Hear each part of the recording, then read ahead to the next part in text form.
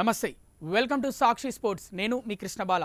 Royal Challengers Bengaluru బ్యాటర్లు ఆచితూచి ఆడడంతోనే తమ జట్టు టాప్ 2 ప్లేస్కి చేరలేకపోయిందని Sunrisers Hyderabad captain Pat Cummins అన్నాడు.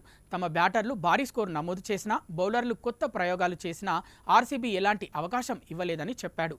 ఐపీఎల్లో శుక్రవారం ఉప్పల్ వేదికగా జరిగిన హై స్కోరింగ్ గేమ్లో సమిష్టిగా రాణించిన ఆరెంజ్ ఆర్మీ 55 పరుగుల భారీ తేడాతో ఆర్సీబీని చిత్తు చేసింది. ఈ గెలుపుతో మొత్తం 9 విజయాలతో 18 పాయింట్లతో మూడో స్థానంలో నిలిచింది. పేలవ రన్ రేట్ కారణంగా టాప్ 2 ప్లేస్ను దక్కించుకోలేక త్రుటిలో క్వాలిఫైయర్ 1 ఆడే అవకాశాన్ని చేజార్చుకుంది. ఈ మ్యాచ్లో 90 పరుగుల తేడాతో ఆర్సీబీని ఓడించి ఉంటే సన్ రైజర్స్ హైదరాబాద్కు టాప్ 2 ప్లేసే దక్కేది. ఈ మ్యాచ్ అనంతరం మాట్లాడిన ప్యాట్ కమిన్స్ టాప్ 2 ప్లేస్ కోసం తమ సాయశక్తులా ప్రయత్నించామని తెలిపాడు. కానీ ఆర్సీబీ బ్యాటర్లు తెలివిగా బ్యాటింగ్ చేసి తమ టాప్ ప్లేస్ను కాపాడుకున్నారని చెప్పాడు. ఈ మ్యాచ్లో మేం భారీ స్కోర్ చేయడం అద్భుతంగా అనిపించింది. మా బ్యాటర్లు అసాధారణ ప్రదర్శన కనబరిచారు.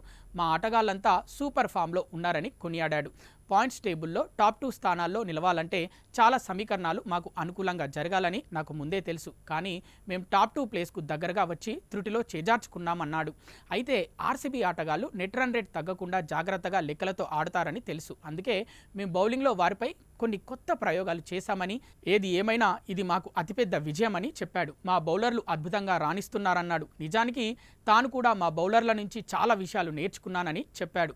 ఇషాన్ మలింగ ప్రస్తుతం అద్భుతమైన ఫామ్లో ఉన్నాడని, సాకిబ్ హుస్సేన్ కూడా అదరగొడుతున్నాడని చెప్పాడు.